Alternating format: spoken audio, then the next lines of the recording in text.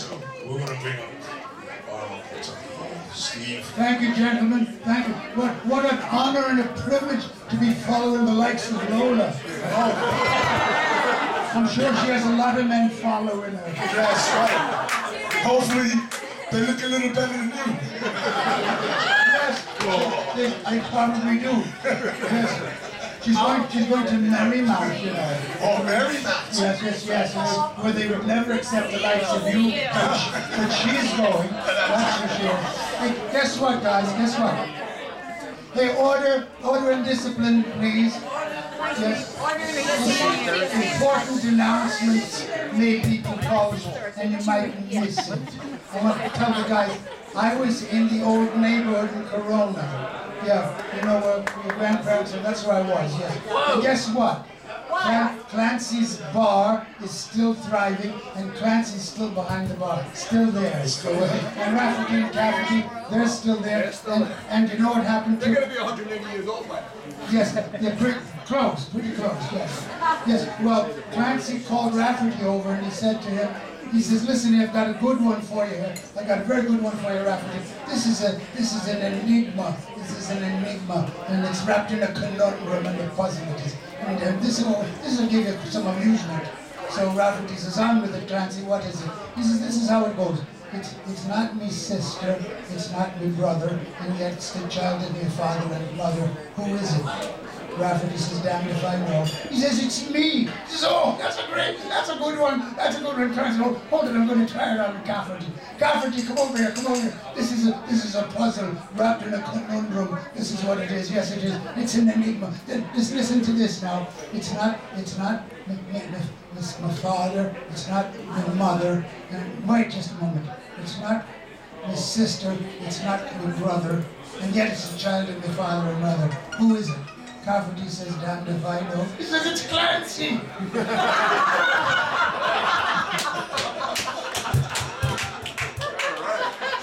So Rafferty perches himself up on a stool, and right across from him, Cafferty sits over there, and they've been having quite a few pints by that time, and so Rafferty says to Cafferty, you're my best friend? And Cafferty says, why do you ask such a silly and obvious question? Of course I'm your best friend and you're my best friend. He says, yes, you're my best friend. He says, okay, best friend, let's speculate, hypothetically speaking. Suppose, for example, out of the blue, you found you had $1 million. Does that mean as my best friend, I could come to you and you give me $500,000 just like that? This is why you ask such a silly question. If you're my best friend and I find myself in the custodian of $1 million, of course, why would you don't even bring it up. Automatically, there, just $500,000. He says, well, you know, sometimes I'm inclined to hyperbole, I am. I do exaggerate. Not $1 million, 100,000. Suppose you found yourself in the custodian of $100,000 there. That means I could come to you and get 50,000. He says, without asking the question, and you shouldn't even bring it up. He says, well, you know how I exaggerate. Let's not talk to you. Suppose it were just a mere $100 I could come to you for 50. Oh, no. I couldn't do that, Cafferty. I couldn't do it. He says, well, why not? He says, because I've got $100. He says, that's all right. You're still my best friend. And you sit right here because I'm going to go to the gentleman's room to evacuate my bladder. And so you just hold my stool while I go in there. So there you go back, I'll hold your stool. But while you're in there, I want you to go once for me. He says, all right, I'll do that. Because you're my best friend, I'll do that. So Cafferty goes into the men's room and he comes back out and he's going to sit down on his stool and Rafferty says, well, Cafferty, did you go once for me? He says, oh, my best friend, I forgot. Sit right here, watch me stool. I'll go back in, I'll go once for you. So he goes back into the men's room, and he comes back out, and he pushes Rafferty off the stool. Rafferty looks up and says, why the hell did you do that? He said, you didn't have to go.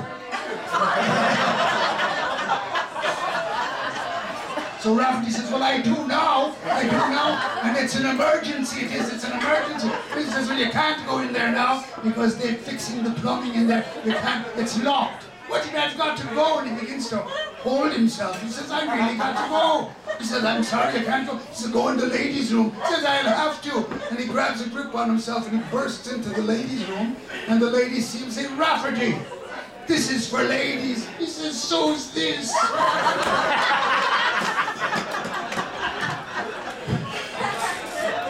Well, there are a million Rafferty and Cafferty stories from the old neighborhood. And I suppose I'll give you my favorite story before I sing the Quinn song. My favorite story of all is that Mrs. Rafferty and Mrs. Cafferty, they come to Clancy and they complain because they say that although Rafferty and Cafferty have been the best of friends since they were little lads, they sometimes get to scraping and fighting, getting into fisticuffs like little boys do, and it's getting so that they're coming in with broken noses and black eyes and things and losing teeth. So this can't go on. So Clancy says, listen, bring those two blokes right here before the bar of Clancy and I'll straighten them out quick time.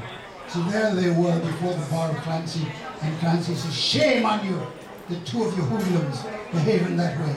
This is disgraceful. This is what you're to do. I want the two of you to go down and see Father Riley and have your confession.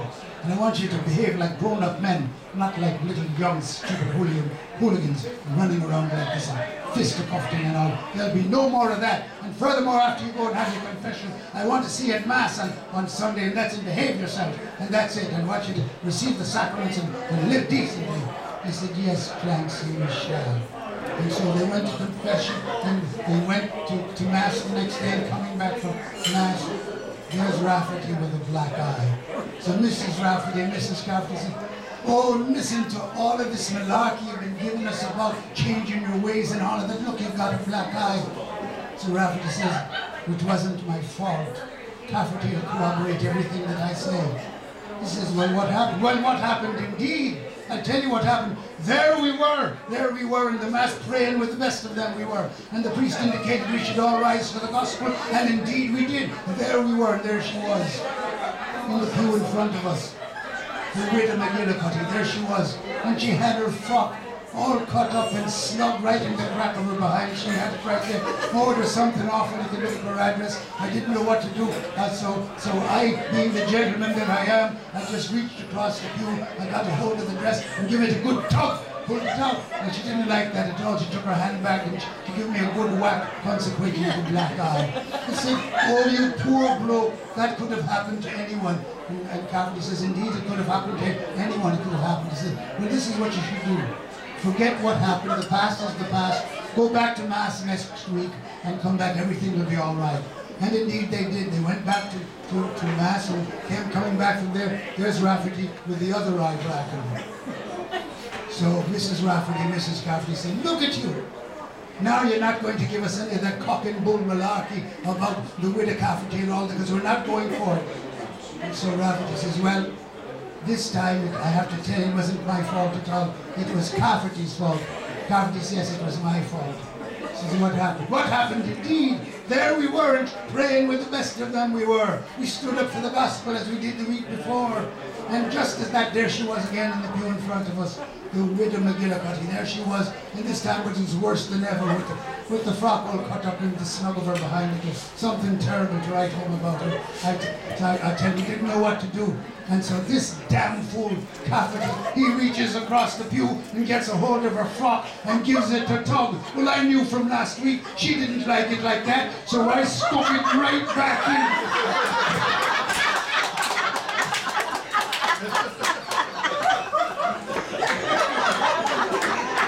These things happen.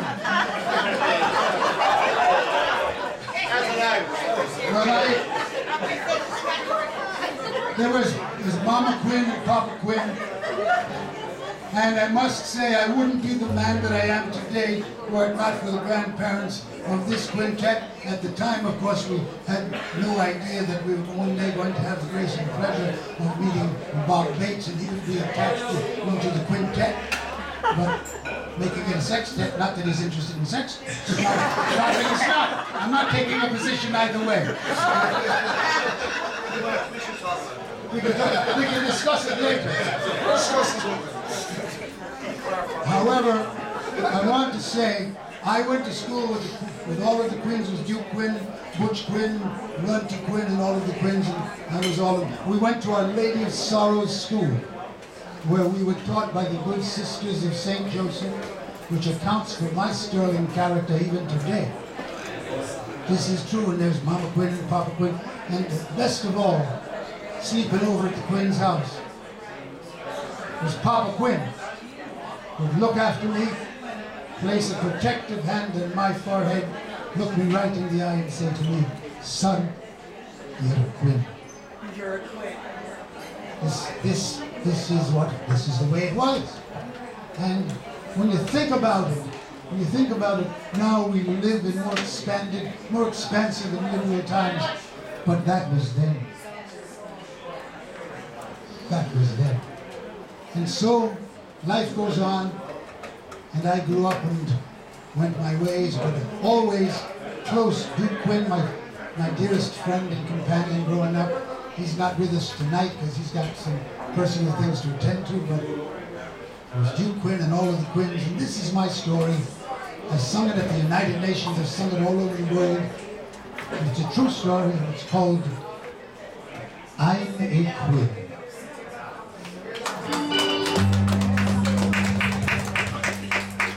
I'm a Quinn, the Jesus. I'm a Quinn.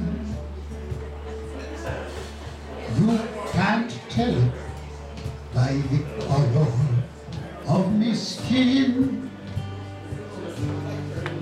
but in case there's any doubt, you can turn me inside out and turn me skin side in, and I'm a Quinn. I'm a Quinn, so help me, I'm a Quinn. Not a Riley, nor a Murphy, nor a Flynn. All good Irish names, it's true, maybe good enough for you. So for you, they'll have to do, but I'm a Quinn. I'm an Irishman, I swear it. I can feel it in my heart. On the 17th of March is when I feel the beating start. And on such a day I'm seen, dressed from head to toe in green, telling anyone who'll listen, I'm a Quinn. I'm a Quinn. Believe me, I'm a Quinn. If you see another Quinn, then he's my kin. Some folks claim that I'm a coot, but one thought you can't refute. Just like Runty, Butch or Duke, I am a Quinn. There is ne'er a man who's brave enough to stare me in the face. Hear me say that I'm a Quinn and tell me such is not the case. For I'll improvise his swift demise and do the shackpot in. He's a living, breathing heathen. I'm a Quinn. I'm a Quinn. Say help me, I'm a Quinn. That's the way it is and how it's always been. That thought stayed inside me head since Pop tucked me in the bed. For he looked at me and said, son, you're a Quinn. Somewhere back in me ancestry, someone must have come from Cork. It's a miracle to me. Somehow I landed in New York, where the sisters of St. Joseph taught me to stay away from sin. But I could not always listen. I'm a Quinn. I'm a Quinn. Jesus, I'm a queen. You can't tell it by the color of my skin. But in case there's any doubt, you can turn me inside out and turn me inside in, and I'm here.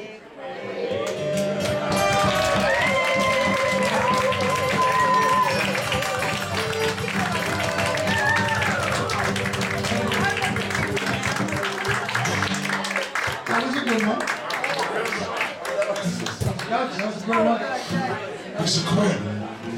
Now, are we going to do how do you do?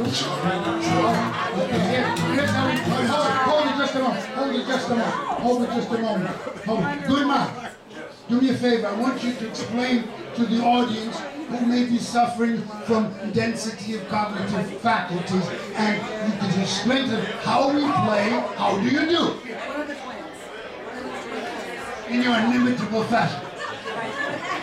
For all you brain, no.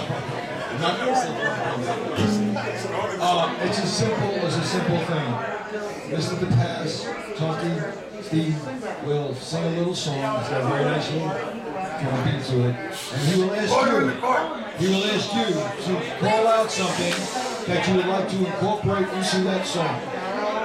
So he relies on you folks to give him impetus for the next verse of the song.